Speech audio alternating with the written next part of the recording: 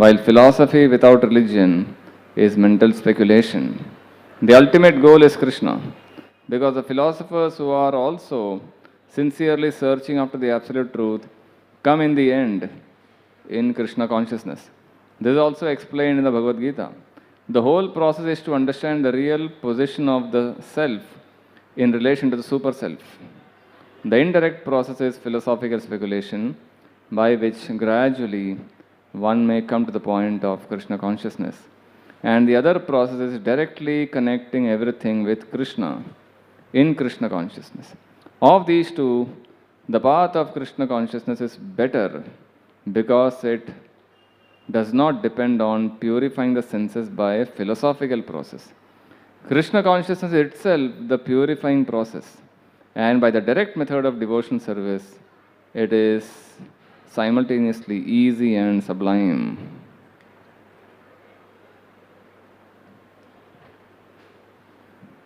Hare Krishna.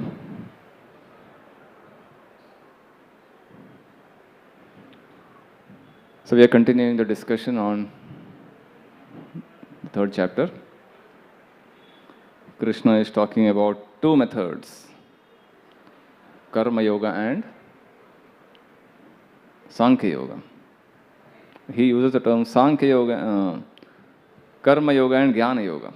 Jnana Yogena Sankhyanam, Karma Yogena Yoginam.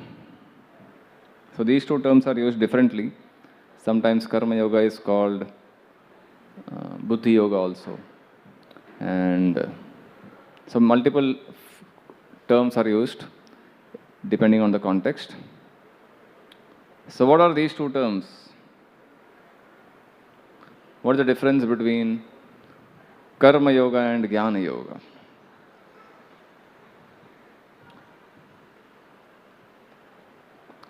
So Karma Yoga means we have a desire to enjoy the objects of this world, and I work for it, and I get them, and I enjoy. But all in a spirit of devotion and renunciation. It's like you are working somewhere in an organization, and you work why? To get salary at the end of the month, right? And so you work hard, do your come on time, leave on time, do your assigned job nicely. At the end of the month, you get the salary, and with the salary, you obtain whatever you want, and you enjoy. Enjoy means you fulfill your needs. Similarly, in this world, we work, we get objects. If this whole world is considered an organization, then we are working, and if we follow the methods outlined in the scriptures, then we get enjoyment. So if anyone is working with the desire to enjoy the objects, it is called Sakama Karma Yoga. Sakam, with the desire. Sakam.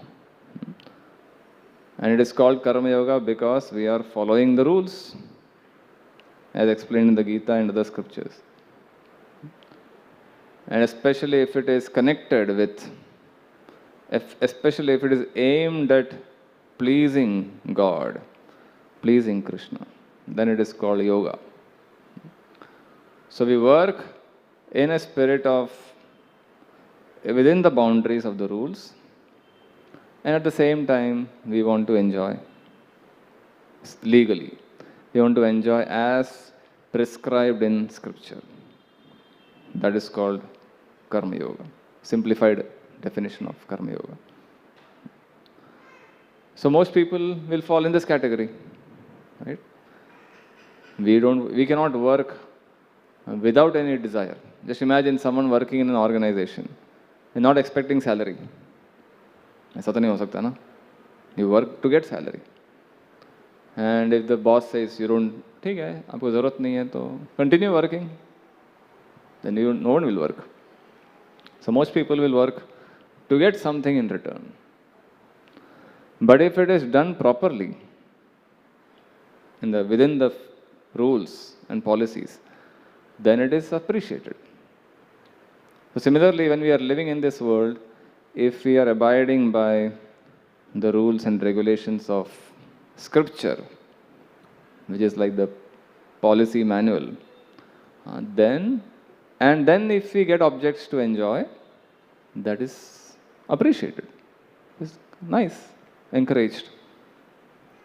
And if someone breaks the rules, like in an office, I will come according to my time, I will do the work according to my plan, I will leave according to my desire, I won't report to anyone, then we may not get the salary. You may not even get to stay in the office. You may be kicked out of the office. Right? But initially they will tolerate. ठीक है, थोड़ा दिन देखते हैं सुधर रहा है कि नहीं. But if someone keeps on breaking the principles, then they will be thrown out. Similarly, if someone is breaking the rules of scripture and trying to enjoy, that is considered improper. It is considered sinful. That is not karma yoga. That is simply karma. Vikarma. Vikarma means sinful action, which will invite sinful reaction, bad reaction, because of which we will suffer in this world. So there is vikarma and there is karma yoga. And there are exceptions. Some people are there who work without any desire to enjoy the results. Their enjoyment is doing the work. They get happiness in the work itself. Whether you get the results or not, that is secondary. I like to serve. I like to, whatever work is there. That work gives them enjoyment. In the later chapters, Krishna says, Yat karoshi yad ashnasi, yad juhoshi dadasi. Whatever you do, offer it to me. That is ideal karma yoga. So such people are called nishkam karma yogis, without any desire to get the result and enjoy the results. So both of these people, both sakam and nishkam, they are working in this world.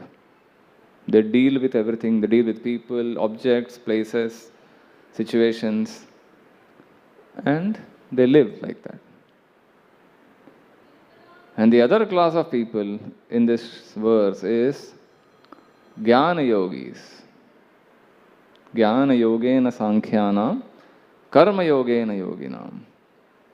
So this class of people are those who have worked a lot for several years, several lifetimes maybe. They have dealt with everything. They have worked sakam, nishkam, and finally now they have reached a stage where they feel, I have worked enough. Worked enough? Now no more dealing with anything. I want to retire. And I want to study, analyze this whole world, how it is working, how this world is created, how this universe is created, how the three modes are working, how people are entangled in this network of work, action, reaction, illusion, caught up in lust, anger, greed, envy, pride, illusion. This analysis of all these technicalities, they take pleasure in this. And they may come up with theories explaining how this thing is happening. This is like Gyan, analysis.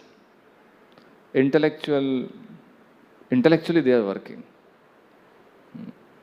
They are working on the intelligence platform. And eventually, that's how they spend. Such people are called Jnana yogis. So where should it lead? Karma yoga, after you do a lot of long time, then you reach the stage of Jnana.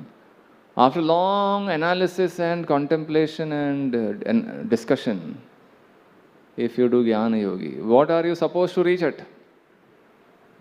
What should it lead to? So Krishna says later, Bahunam janmanam ante jnanavan mam prapadyate. After several lifetimes of analysis and study and intellectual gymnastic, you come to the point where you understand Vasudeva Sarvamiti. Lord Krishna Vasudeva is all in all, the end point of everything. Samahatma Sudurlabha. Such a person who reaches this conclusion, Sudurlabha, is extremely rare.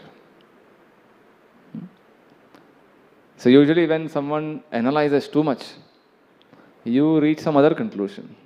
You can reach any conclusion, right? Everyone will analyze, look at something, analyze it in a certain way, and will draw some conclusions. All conclusions are not going to match. People come at different conclusions. But the one who reaches the conclusion that Vasudeva Sarvamiti, Krishna is everything, Samahatma Sudurlabha. Such a person is very rare. So, summarizing, the goal of doing work is to understand knowledge, reach the stage of knowledge. And the goal of all knowledge is to understand Krishna is the goal of everything. Krishna says in the Gita, 15th chapter, Vedaischa sarvair ahameva vedyo Vedanta krit veda videva chaham. By study of everything, by study of all knowledge, Vedaischa sarvair, by studying all knowledge, ahameva vedyo, I am the one to be known. I am the only one to be known.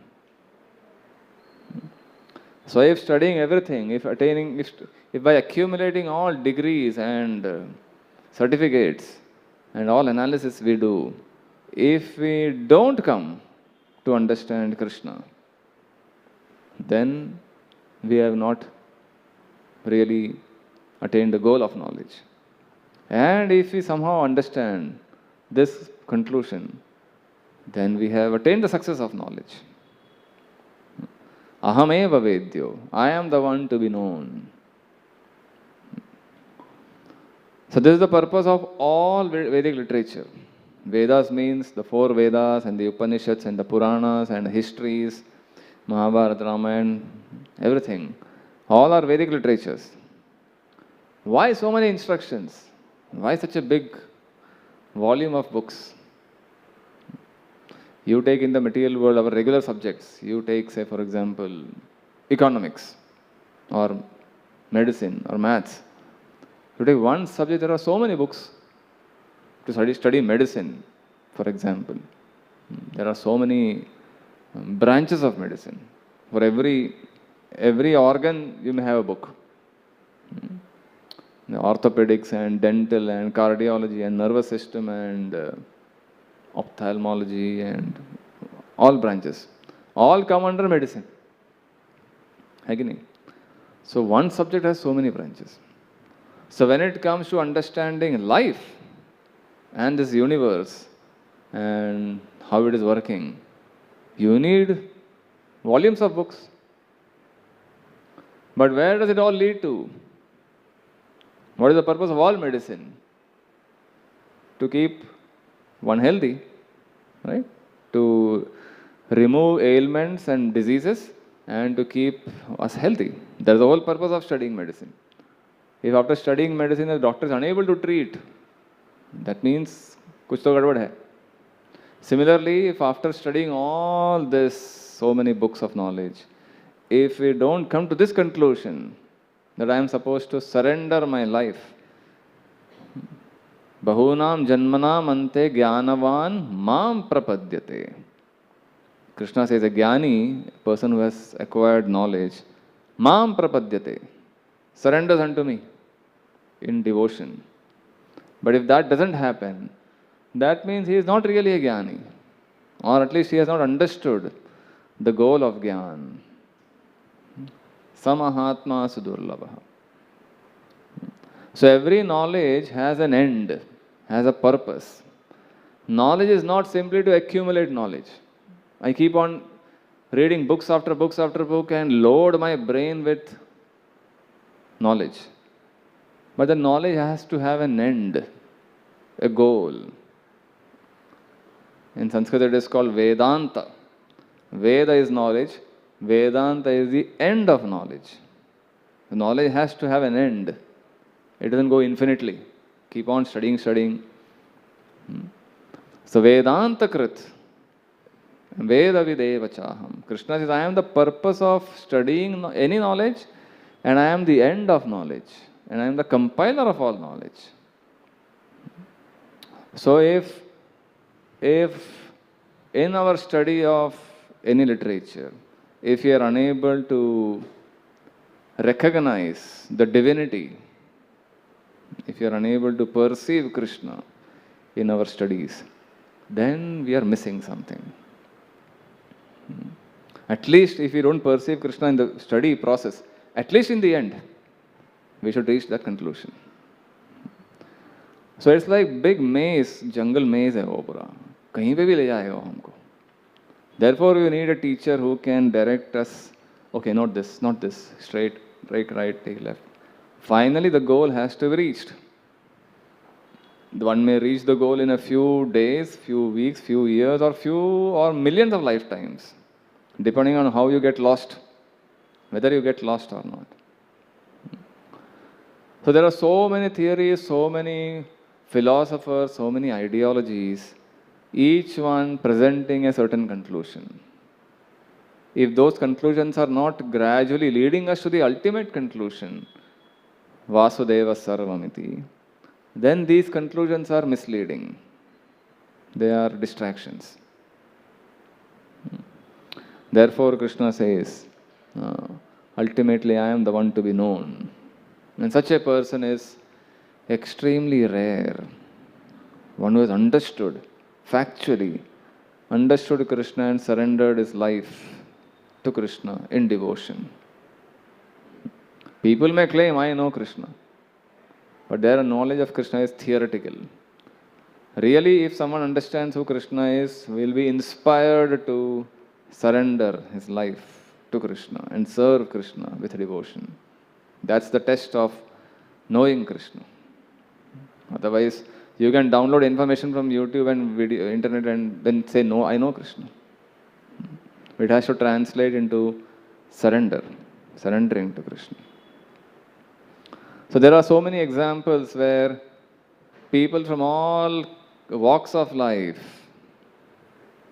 have understood this principle and surrendered their life. There is a nice verse from Padyavali, Rupa Goswami's compilation. He says, Vyadhasya charanam dhruvasya chavayo vidya gajendrasya ka kubjaya kimunam rupam adhikam kim tat sudam no dhanam vamshakko vidurasya yadavapate rugrasya kim paurusham bhaktya tushyati kevalam nachagunair bhakti priyo madhava. So he's giving several examples, 7-8 examples of people, characters from different backgrounds who, without any external qualification, still attained or surrendered to Krishna and had pleased Krishna. Vyadasya acharanam. There was a hunter whose character was very bad. He was killing animals mercilessly, half killing animals and enjoying torturing animals. He would shoot arrows, but don't kill the animal. And the animal would tadap ke marta hai, aisa us tarah se. So he would enjoy seeing that. So one day Narad Muni comes and sees this. And he tells, what are you doing? Why are you unnecessarily torturing animals? Don't you know the reaction? He will go to hell. And he gave a trailer to him what hell is and how he is going to suffer in hell. Then he got to his senses. And he said, okay, this is the reaction awaiting me. Please tell me what to do, how to get out of it. So Narad Muni says, first give up all this. Give up your occupation and I'll tell you how to come out of this. So by following Narad Muni's instructions, this Vyad, hunter, became a great saint. Vyadasya acharanam kim? Kya tha uska acharan? But he became a big saint. Dhruvasya chavayo. This boy, Dhruva Maharaj, he has only 5-year-old boy, but he did intense tapasya, intense austerities, and attained the favor of Krishna, Vishnu. So age is not a disqualification. Character is not a disqualification, like the hunter. Vidya Gajendrasya ka. Gajendra was an elephant body. Still he was able to pray in the right mood with devotion and surrender his life. When he was caught in the clutches of the crocodile in the rivers, in the higher planetary regions, Trikuta mountain, he was going deeper and deeper inside the water. At the last moment when he is about to drown, he remembered his earlier life prayers and he offered those prayers, and Lord Vishnu comes and kills the crocodile, saves the elephant. So Vajendra, he didn't have big scholarship. He was not a big pandit learning all the Vedic literatures. But because he offered those prayers with devotion, he attained success. Then Kubjaya kimunama rupam adhikam. Kubja was a hunchbacked lady in Mathura when Krishna was there. Very ugly looking, hunchbacked, old lady. But somehow she pleased Krishna. She offered chandan and other sandalwood paste and decorated Krishna. And Krishna was pleased. And he turned her into a very beautiful woman. She made her upright. So Kubjaya, although she was ugly, she could please Krishna with devotion. Kim tat sudamno dhanam. Sudama. You know the story of Sudama, Dwarka. Sudama didn't have wealth. He was a beggar, almost like a beggar. He didn't have proper meals to eat, no proper food, no clothes to wear, no house. But still he could please Krishna. By his devotion, simple devotion.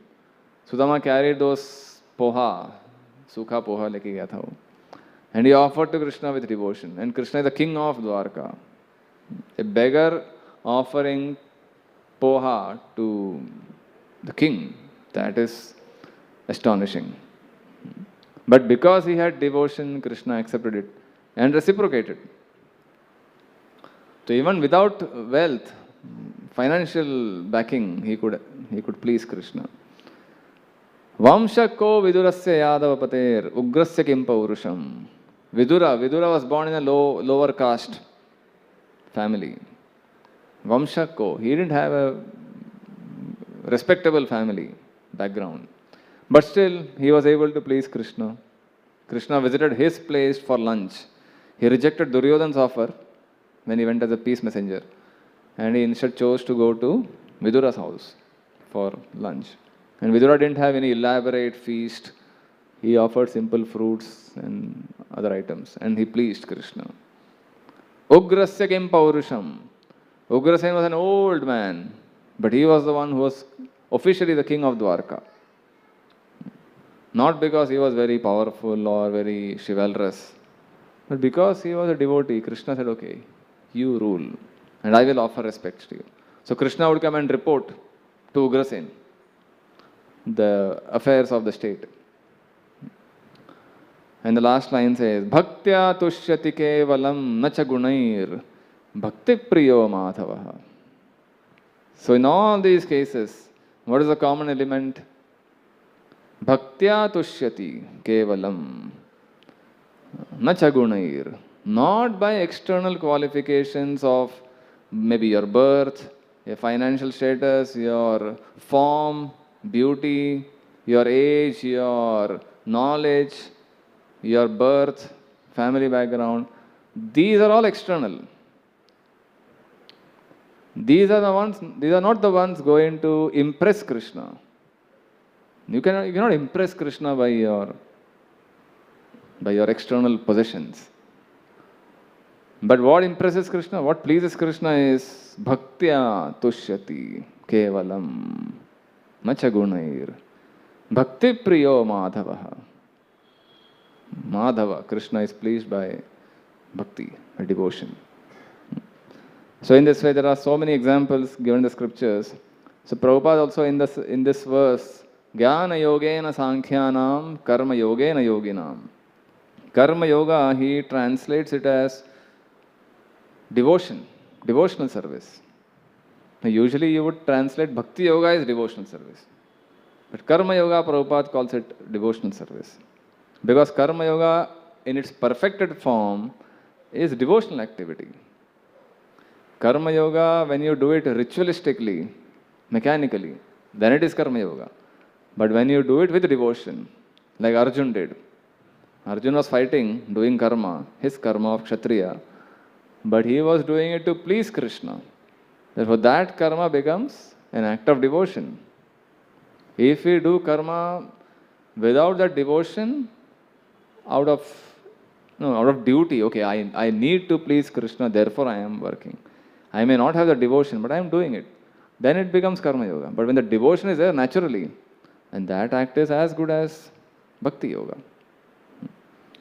So Prabhupada often translates, he gives a conclusion of the Gita, 18th chapter of the conclusion. He gives right in the beginning. Because people may not survive till the end. You start reading, most people are unable to reach up to the end. So what is the conclusion of the Gita is, Prabhupada gives it right in the beginning, in the early purports itself. So in this way, Krishna is going to talk about karma yoga in greater detail in this chapter. Therefore, this chapter is entitled Karma Yoga. Tritiyo Dhyaya. Karma Yogo Nama Tritiyo Dhyaya. And he will inspire Arjun that he should not give up the fight. He should not prematurely leave everything, thinking that cultivating Gyan is superior to working or fighting. Because Arjun had this doubt. Maybe Krishna wants me to leave everything and retire. But Krishna says no. Although both are valid paths, Karma Yoga and Jnana Yoga, but for you, Karma Yoga is recommended. Because even though you may be detached, you should follow Karma Yoga because at least you should set a good example for others. If you leave everything and go to the forest without fighting, people will make fun of you and you will set a bad example for others. Others will say, Arey, Arjun ne bhi aise hi kiya. So we will also give up everything. But then that is not recommended. So Krishna encourages Arjun to fight and set a good example so that others can follow in his footsteps.